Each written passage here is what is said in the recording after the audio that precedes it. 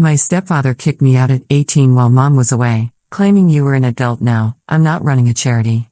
When mom returned, she calmly said, "No, Gregory, you're not running a charity. You're receiving one." Then she exposed how she'd been secretly paying for everything while he freeloaded for years. The look on his face when he realized he had zero legal rights to her house was priceless. When my mom told me she'd be out of town for a week, I didn't think much of it. It wasn't the first time she had to travel on short notice. This time, it was to visit her sister, who'd been hospitalized.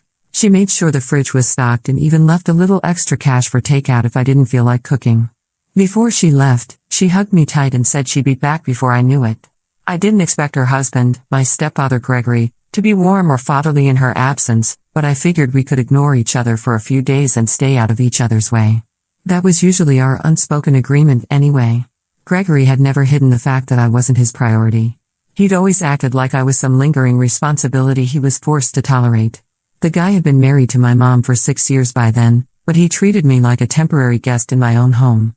Not cruel, just cold, dismissive, like I was using resources he believed belonged to him. I was only 3 days into my mom's absence when things escalated. I came home after a long shift at the bookstore where I worked weekends and found my laundry basket dumped in the hallway and my bed sheets missing. At first I thought maybe the dryer had eaten them, note the sarcasm, or he'd accidentally knocked things over while looking for something, but when I stepped into my room, I realized it wasn't an accident. My stuff was being packed up. Gregory was sitting on the couch watching a football game with a drink in hand, acting like it was just another Sunday. When I asked him what was going on, he looked at me like I just asked the stupidest question on earth. He said he figured I'd understand by now that I was an adult and that it was time I started acting like one, that he wasn't running a charity and that I had no reason to be freeloading anymore. I told him my mom would be back in 4 days, that this was my home, too. He shrugged and said that I was legally an adult now and he didn't have to let me stay under his roof, that it was his house and his rules. His house. Those 2 words made something inside me burn. This wasn't just his house. My mom had bought it after her divorce from my dad years before Gregory even came into the picture.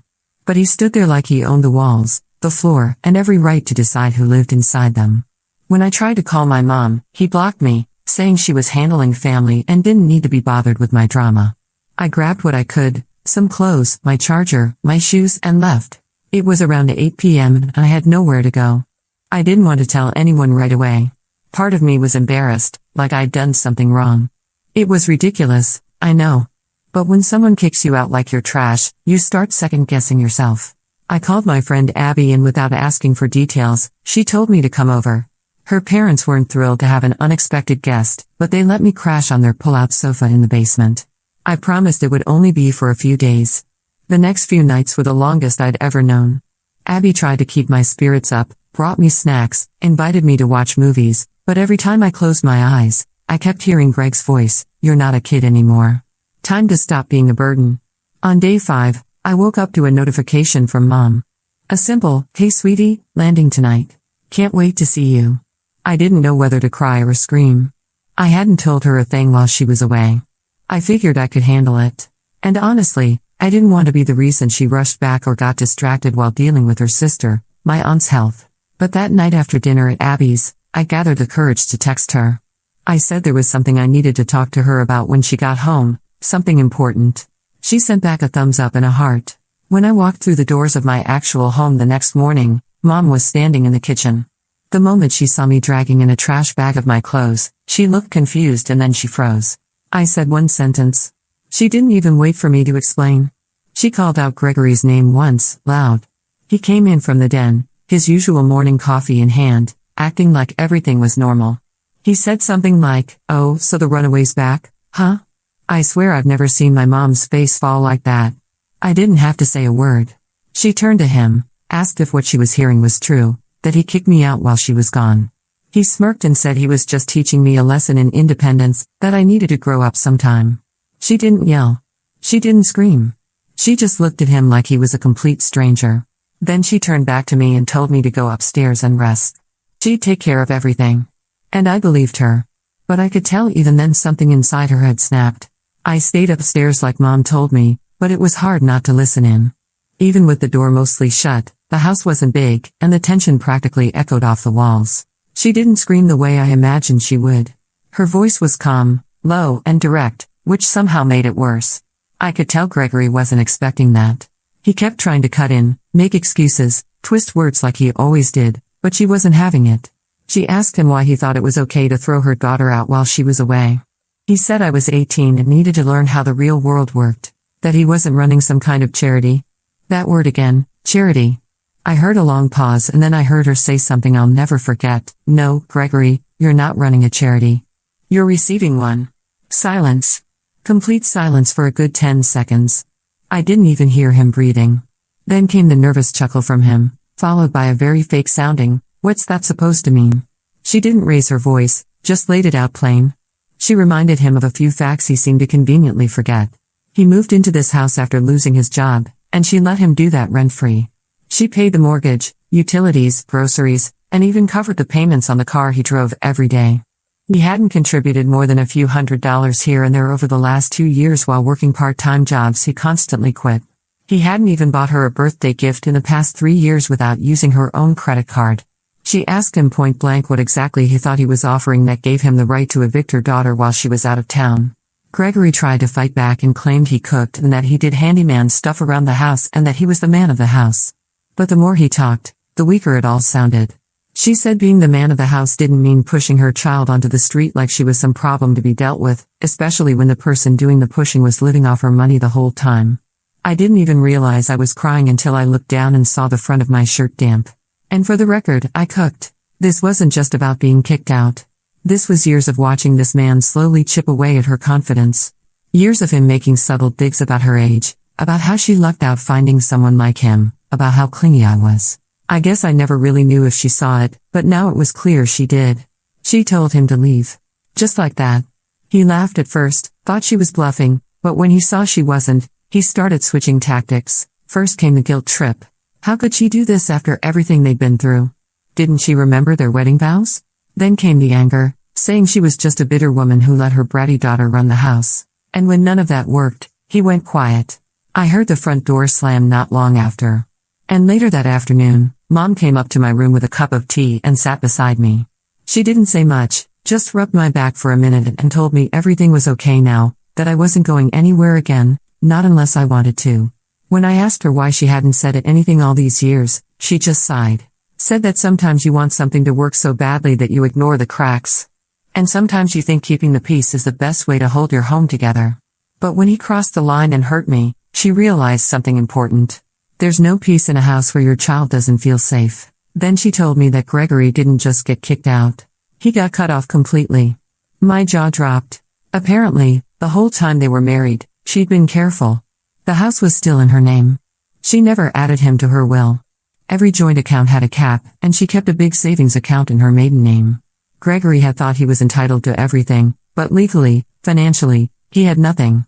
She told me she'd spoken to her lawyer that morning to make sure it stayed that way. I was stunned, not just because of how prepared she'd been, but because I never realized how much she'd been protecting herself and me behind the scenes. For a long time, I used to wonder if she saw how he treated me, if maybe she'd chosen to look the other way. But now, I realized she was just picking her battles, and this time she'd picked mine. That night, I slept in my own bed again with fresh sheets. I didn't go to bed tense. But the story wasn't quite over yet. 2 days later, Gregory showed back up. I came home from the grocery store to see his car, actually, my mom's car that he drives, in the driveway. My heart immediately dropped, but Mom wasn't panicking. She was sitting calmly on the front porch, sipping her iced tea like it was any other Tuesday. Gregory stood a few feet away, clearly angry. But there was something different this time. Desperation. He was saying something about how this was all a misunderstanding. That he was willing to work through things if she just listened. That he didn't mean to make me feel unwanted and that he thought she'd understand what he was trying to do. She didn't say a word, just handed him a white envelope. I didn't even need to ask. I knew what it was. Inside was a copy of the lawyer's letter. Formal divorce paperwork. No backtracking, no warnings. Gregory looked at the paper and then at her. Asked if she was really going to throw away 6 years over a silly argument. She didn't flinch. Said it wasn't about the argument. It was about character, and he had shown his loud and clear. Update 1. The days that followed felt almost surreal. It was like our house had been wrapped in a silence that was finally peaceful. Not tense, not suffocating, just quiet in the way a home should be. Gregory hadn't come back since the day Mom handed him the divorce paperwork. She muted his number, moved all her passwords and finances back to single-user access. She even asked me to help her set up a new PIN for her debit card, something he used to know without ever asking. I could see her slowly breathe again. It wasn't easy for her. 6 years is a long time to live with someone, even if they weren't all good years. But she was getting stronger by the day. Then came the messages. Not to her. He couldn't get through. He started texting me.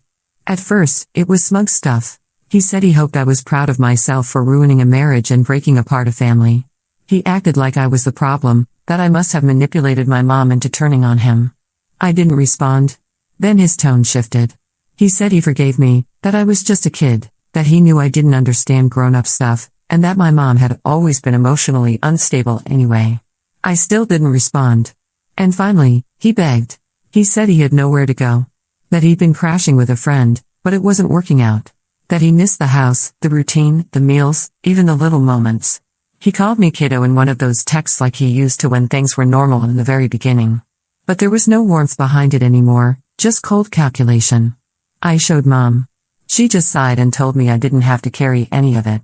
She said Gregory had made his choices and just because he was regretting them now didn't mean we had to carry the fallout. Still, I could tell it wore on her. The idea that she once loved this man enough to believe he'd be a real partner, a father figure. Even that weekend, we went to the farmer's market together, something we hadn't done in years. She laughed while trying samples.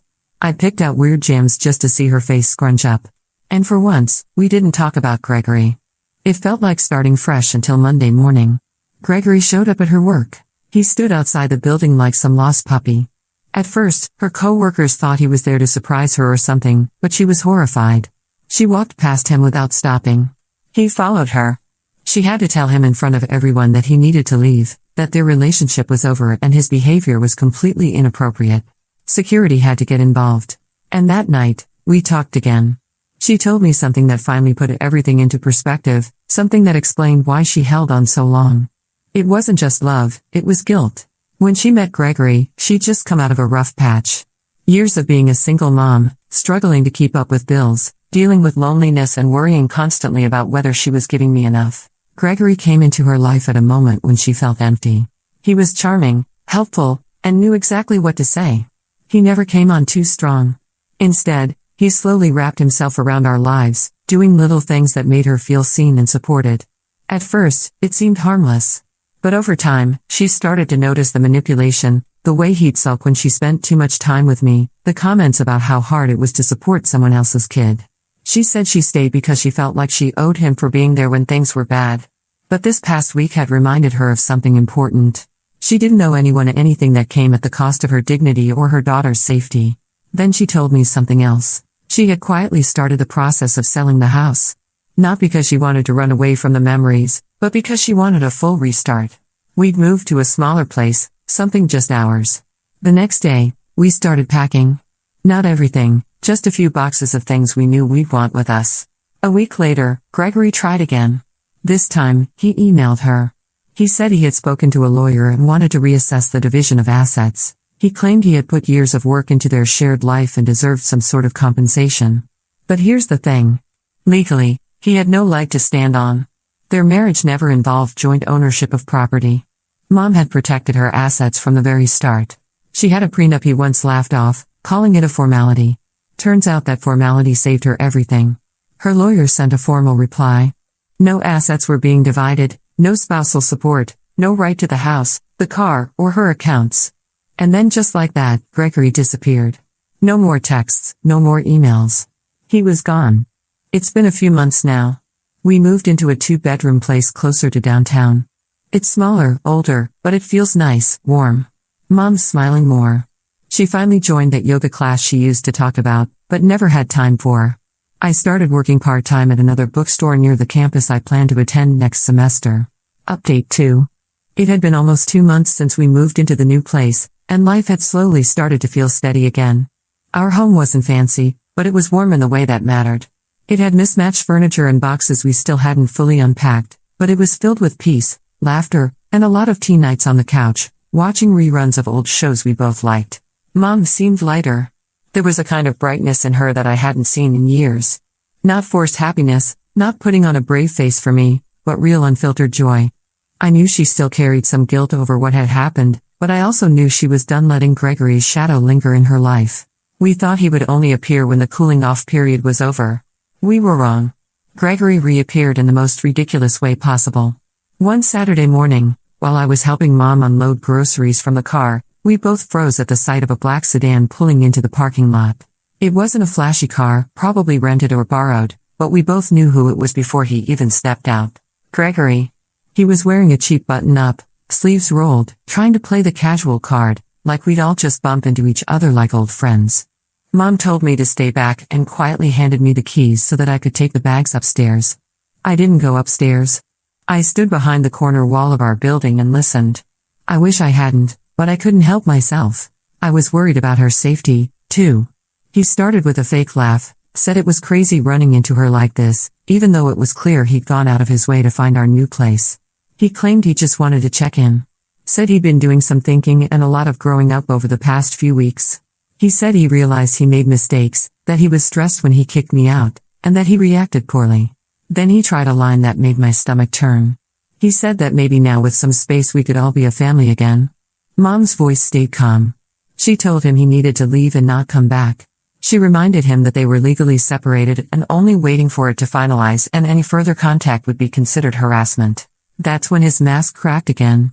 He scoffed and said she had no idea what she was throwing away, that people like her didn't usually get second chances with men like him. He said she was old, jaded, and clinging to some fantasy life she was never going to have. Then he said something I'll never forget. He told her that she should remember where she came from, that without him, she'd still be working double shifts at that call center, struggling to keep the lights on, and begging for a loan from her relatives. That he had been the one to elevate her. And that's when she laughed. Not sarcastically, not bitterly, just a short, real laugh, like someone finally heard a joke they'd been waiting for all their life. And then she told him the truth. She looked him dead in the eye and said that the only person who'd been receiving charity in the marriage was him. She told him about the trust fund her grandmother left her when she turned 30. How she'd used it to pay off her debts, buy the house in her name and create the illusion of a comfortable middle-class life while working part-time only to keep herself busy, not because she needed to. She said she'd let him believe he was contributing more than he was, that she'd covered up his repeated job losses, his failed investments, and the loans he secretly took out in hopes of flipping cryptocurrency. She said the only reason she never threw it in his face was because she wanted to maintain some form of respect between them. But since he had the nerve to claim she was beneath him, she figured the gloves were off. Gregory's face turned a deep shade of red. He tried to deny it at first and said she was bluffing, that there was no way she had that kind of money and that if she did, he would have known. Mom said that's exactly why he didn't know. Because if she told him back then, he would have treated her worse than he already did, tried to drain her dry and make it look like he'd earned it. Then she told him one final thing, that the prenup protected everything and there wasn't a single asset or penny he could touch. Gregory didn't respond right away. He just stood there looking like a man who just realized he'd bet his life on a scratch ticket and lost. When he finally did speak, all he said was that she'd regret this, that karma had a way of coming around. Then he got in the car and drove off. Mom didn't look back once. Later that night, she told me she debated telling him that truth for a long time. But when he showed up trying to play the victim, claiming she owed him something after everything he'd done, she realized it was the only way to close that chapter. We didn't talk about him again after that. Instead, we made dinner, watched a terrible cooking competition show, argued about whether or not pineapple belonged on pizza, and for the first time in a long time, I felt something settle deep in my chest. Security, not just financial, emotional. I wasn't a charity case, and she wasn't either. We were a team, and now we could finally live like it. Update 3. It was a Sunday afternoon. I was home alone since Mom had gone out to run errands. When I opened the door, I froze. There, standing with a weathered suitcase in one hand and sunglasses he hadn't bothered to take off indoors, was my biological father, Austin. I hadn't seen him in person since I was 16. And even back then, it was more of a handshake at a diner kind of visit than anything resembling real parenting. He'd moved abroad not long after the divorce, some corporate job in the Middle East, I think, and his presence in my life was kept alive, mostly through inconsistent birthday cards and the occasional polite check-in with Mom. He looked older now, like life had finally caught up to him. But there was a steadiness in his expression that wasn't there before. I stood there, too stunned to speak, until he gently asked if Mom was home. She wasn't, but I let him in anyway. He didn't say much at first, just looked around, noticing the mother's space, the unpacked boxes. Eventually, he sat at the kitchen table and sighed. Said he had only just found out what had happened, about Gregory kicking me out, about Mom leaving, about everything. He'd heard it from an old friend of Mom's, someone who ran into him at the airport when he came back into town for a short visit. He hadn't even been planning to stay long, but apparently that conversation changed his itinerary. He said he knew he hadn't been around the way he should have, that he always assumed Mom had it handled because she was strong and stubborn and never wanted to ask for help, but he regretted letting that assumption keep him away for so long. And then, before I could say anything, the doorbell rang again. It was like the universe was on a timer. This time it was Gregory. Of all the moments he could have chosen to try another grand re-entrance into our lives, he managed to pick the exact one when my biological father was sitting in our kitchen sipping lukewarm tea. I opened the door and immediately felt a wave of annoyance ripple up my spine. Gregory had that same self-important look again, the one that screamed he was here to reclaim what was rightfully his. He looked me over like I was a child throwing a tantrum, and then gave some pitiful speech about how he and Mom needed to talk things through like adults. Before I could shut the door in his face, I heard Austin's voice from the kitchen, low but firm. He asked who it was. When I said it was Gregory, I expected him to sit quietly and let me handle it. But no, my father got up, walked right to the door beside me, and opened it wider so Gregory could see him standing there. Now, that was a moment I'll never forget. Gregory blinked like he didn't recognize the man. Then his eyes narrowed. Austin kept his expression calm, but his tone had cooled into something razor-sharp. He said he had just flown in and had heard about Gregory's little stunt, kicking out a teenage girl while her mother was out of town, calling it not running a charity, and then trying to slither back when he realized he'd bitten the hand that fed him. Gregory scoffed, obviously rattled. He said it wasn't any of Austin's business, that this was a family matter between him and his wife. Austin smiled, but it wasn't a warm one. He told Gregory that this was very much his business, that I was his daughter, not his wife's problem. That while he had kept a respectful distance for years out of courtesy and trust, he had never signed off on a grown man thinking it was okay to put his child on the street over some ego trip. Gregory tried to pivot, said that maybe things were miscommunicated, that he had just made a bad judgment call during a stressful week. But Austin didn't budge. He told Gregory flat out that any man who couldn't keep a roof over a young girl's head for even 1 week wasn't fit to claim authority in that household. That if it weren't for Mom's grace, Gregory would have been jobless and homeless years ago. Gregory's face turned a deep crimson, and for a second I thought he was going to try to argue. Instead, he turned to me, maybe thinking I'd soften the blow, and said that maybe we were all overreacting, that he was just trying to help our blended family function better. Austin cut in sharply. He told Gregory not to insult our intelligence with that nonsense. And then came the final blow. Austin said that if Gregory came near our place again, he'd get a restraining order. He wasn't bluffing. He even pulled out a business card from his wallet. Apparently, he had a lawyer in town, and he was more than willing to get involved if necessary. Gregory stood there, stunned. This wasn't the version of my father he'd been expecting. Maybe he thought I didn't have anyone standing behind me. Maybe he assumed I was just some angry stepkid trying to make trouble. But now he realized I wasn't alone. He turned around and walked off without another word. Once the door shut, Austin sighed that he hadn't meant to go full Liam Neeson, but someone had to say it. We both laughed. Not because it was funny, more because it felt like something had cracked open, letting the light back in. Mom came home about an hour later, her eyes widening the moment she saw Austin at the table. But after a brief pause, she smiled. They hugged like two old friends. And just like that, the past collided with the present, but this time it worked in our favor. That night, we all ate dinner together, not as some happy family fantasy, but as 3 people who had finally understood where they stood. Gregory may have thought he was the man of the house, but he was just a visitor in a home that never truly belonged to him.